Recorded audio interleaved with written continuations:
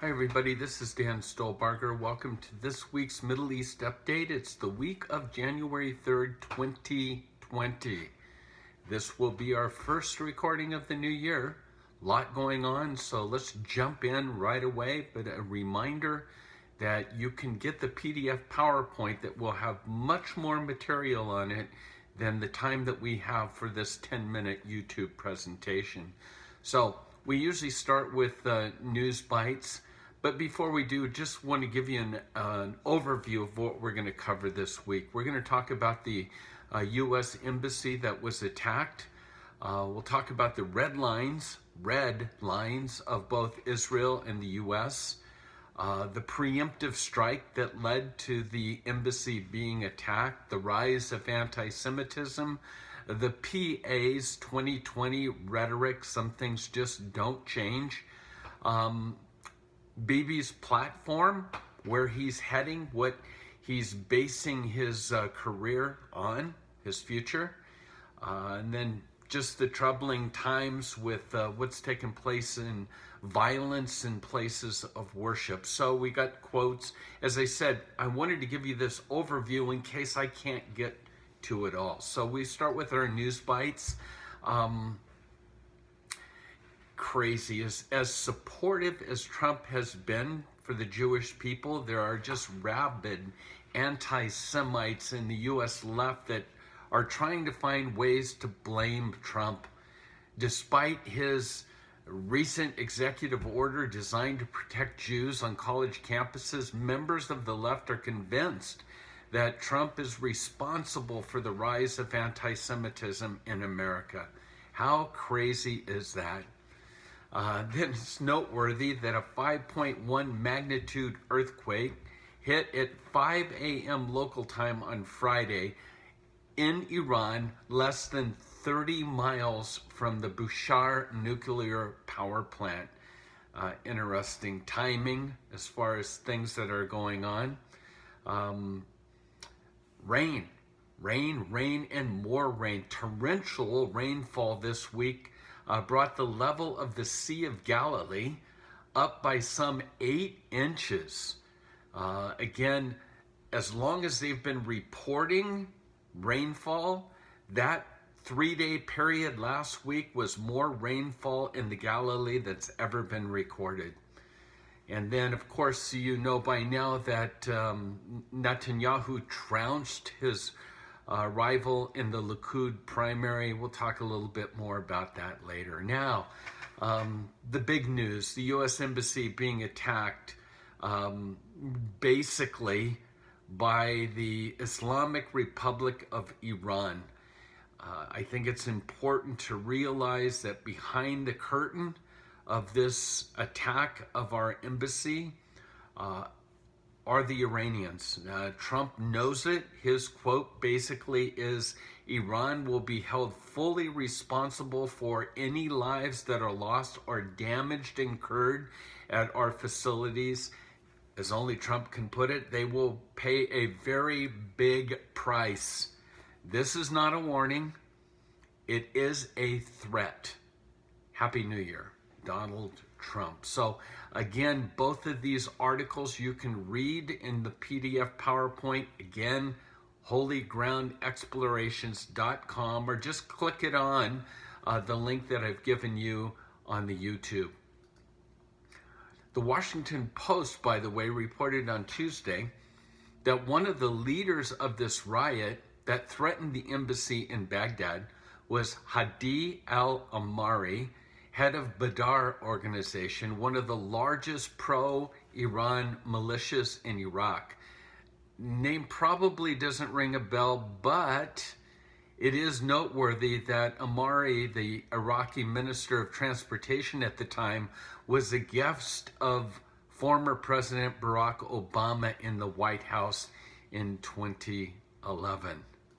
Now, the red lines. Why did the U.S. strike the Hezbollah, the Iranian-based Hezbollah in Baghdad in Iraq? There's an article that's basically talks about both red lines, the U.S. as well as Israel. Seth Fresman writes in the Daily Beast that despite the close alliance between Israel and the U.S. on the Iranian threat, the two countries have very different red lines.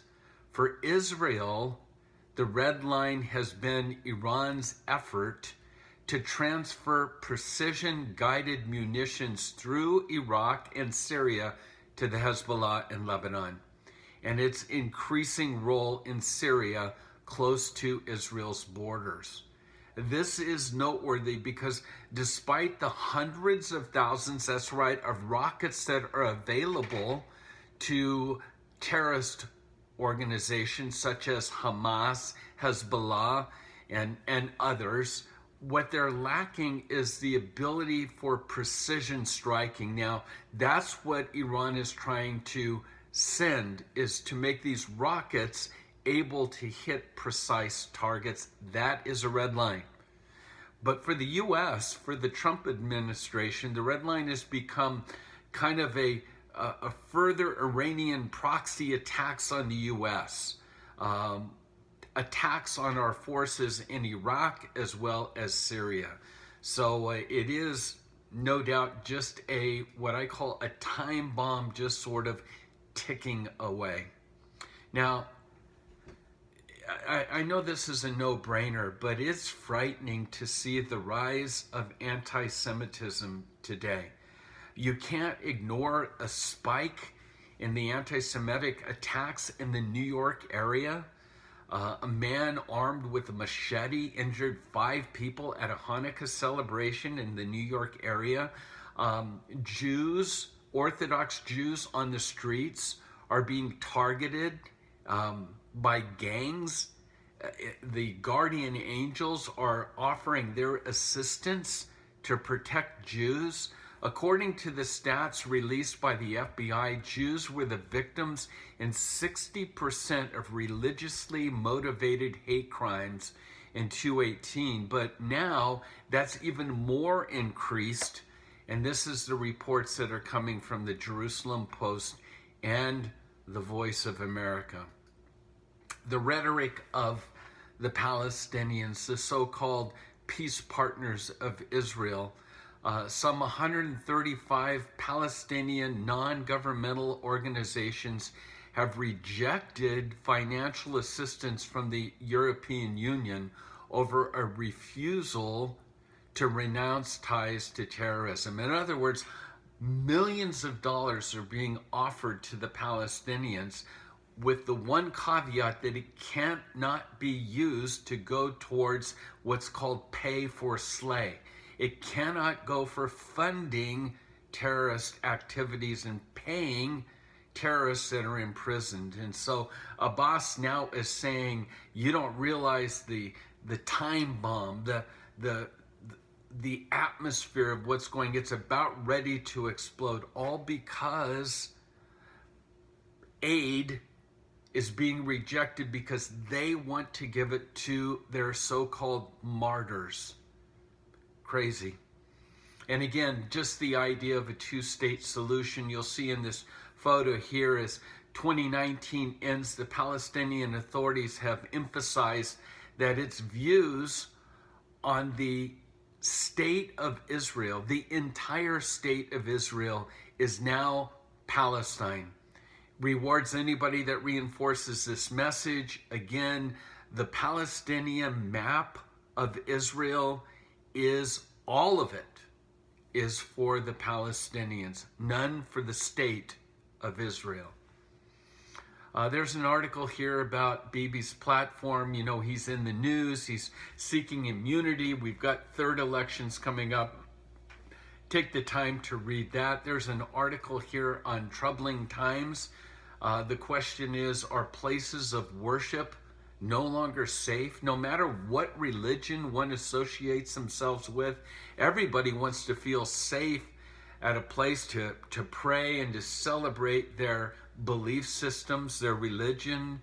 It's tragic to see that the reality is that these are now targets, and it's just troubling to see more and more victims. We know about the situation in Texas where the shooting in a church service. Fortunately, it's a gun-carrying security force in Texas, and because of that, it was limited. The impact that it could have been so much worse, but yet, how many more victims and shootings and machetes and stuff like that can our world handle? It is just spinning out of control. It just does seem to be the times of the signs. There's an article here, of course, from the Palestinians that Jesus is actually not just a Palestinian, but he's the first Shaheed. He's the first martyr of the Palestinians. And it kind of rankled many people because they recently published that Jesus is receiving the 72 dark-eyed virgins in paradise. And you'll see photos that are circulated there. So that's our report for the week. There is one last quote that I'll leave you with. The quote of the week for me is that a people cannot be called settlers in their own ancestral and biblical heartland. Think about it. So that's it for this week. Share this with your friends. Get your friends to sign up for KFIR. It's free. Just go to our website once again at holygroundexplorations.com. Shalom.